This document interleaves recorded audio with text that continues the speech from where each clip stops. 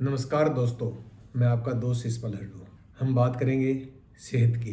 हर व्यक्ति चाहता है कि वो स्वस्थ रहे, तंदुरुस्त रहे, हेल्दी रहे। लेकिन स्वस्थ रहने के लिए सिर्फ सोचना ही काफ़ी नहीं होता, बल्कि स्वस्थ रहने के लिए, हेल्दी रहने के लिए आपको कुछ करना पड़ता है। और कुछ करने में सबसे पहला तो आपके स्वाद यानी जीभ पर काबू रखना होगा।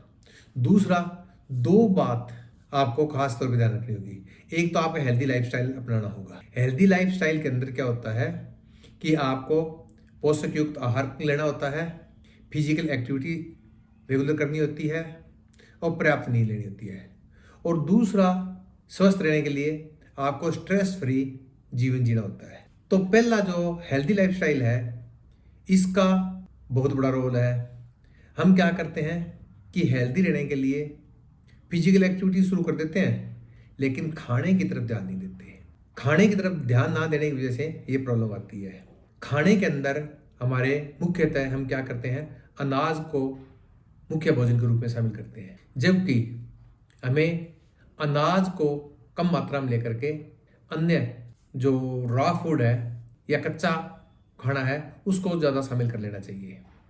अनाज, गेहूं ले लीजिए, चावल ले लीजिए, जौ, मक्का, ज्वार, रागी या आजकल मिलेट्स का जो प्रचलन सब बढ़ा हुआ है, कोई भी अनाज ले लीजिए। अगर आप अनाज की एक चपाती खाएंगे तो एक चपाती के साथ आपको कम से कम 10 तरह के सब्जियां, दाल, मसाले इत्यादि पैदा करने पड़ेंगे।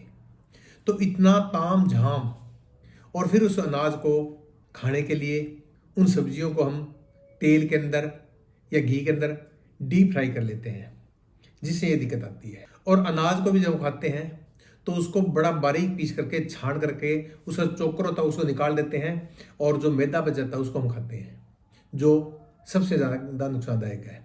मैं बार बार और हर वीडियो के अंदर ये बात कहता हूँ कि आपको मीठा, मैदा और रिफाइंड तेल है ये छोड़ना पड़ेगा। तो इसीलिए आज मैं फिर आपसे कह रहा हूँ कि आप अपने खाना है उसके अंदर अगर आप 60 से 70% हिस्सा रॉ फूड यानी कच्चे खाने का, जिसमें आप फल, सब्जियां शामिल कर सकते हो, उनको खाएंगे तो आपको अन्य किसी भी तरह का मेहनत करने की जरूरत नहीं होगी।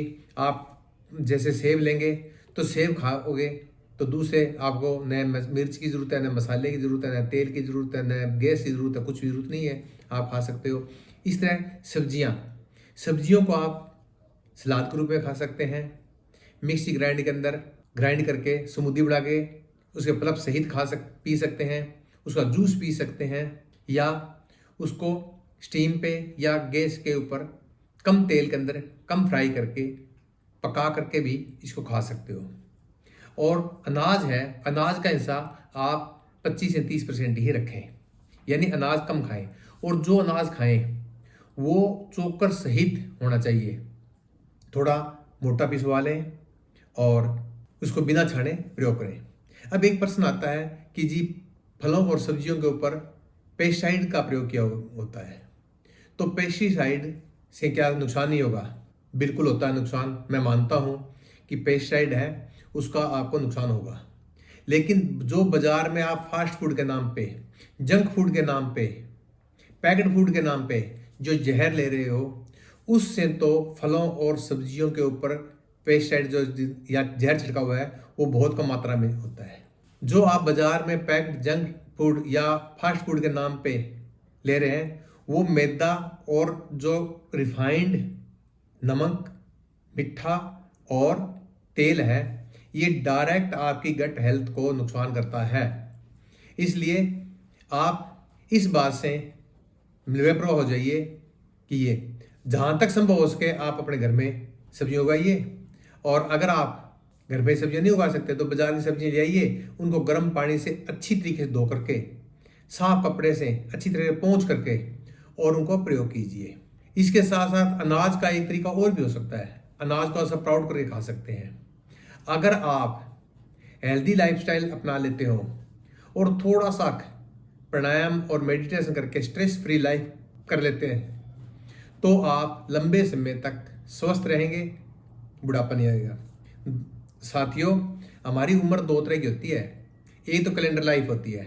जिस दिन जन्मे उससे जो जो महीने दिन साल बीतते गए हमारी उम्र बढ़ती जाती है। जैसे मैं कैलेंडर लाइफ के अनुसार 60 साल 61 साल का हो लिया और 62वां साल मेरा लग चुका है। लेकिन दूसरी होती है बायोलॉजिकल लाइफ। बायोलॉजिकल लाइफ है वो हमारी सेल की स्ट्रेंथ पे, सेल के साइज पे, सेल की पावर पे निर्भर करता है।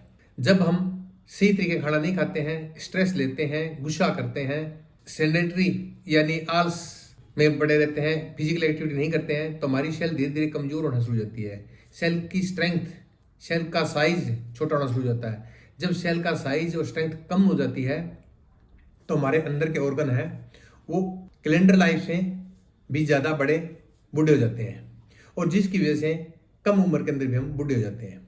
इसलिए यदि हमारी बायोलॉजिकल लाइफ को बढ़ाना है, स्वस्थ रहना है, उम्र से पहले बूढ़ा नहीं होना है, तो आपको बाजारू पैक्ड जंक फूड छोड़ करके मीठा, मैदा और रिफाइंड जो फूड है इसको छोड़ करके चोकरयुक्त अनाज, स्प्राउट अनाज और रॉ फूड, सब्जियां और फलों को ज़्यादा शामिल करें और स्वस्थ रहें। आज बस में इतना ही। अगली वीडियो के अंदर फिर किसी विषय पे हम बात करेंगे। उम्मीद है आपको मेरा वीडियो पसंद आया होगा। अगर पसंद आए तो मेरे इस वीडियो को लाइक करें, शेयर करें, सब्सक्राइब करें, और लाइक शेयर सब्सक्राइब ना भी करें अगर मेरे कहने से आप packed fast food, junk food के नाम से जो आ रहा वो और मैदा, मीठा और रिफाइंड खाना छोड़ देंगे तो भी मैं अपना वीडियो बनाने का उद्देश्य सफल मानूंगा। तो दोस्तों आज फिर इतना ही। सभी सुखी रहें, सब स्वस्थ रहें, सबका मंगल हो।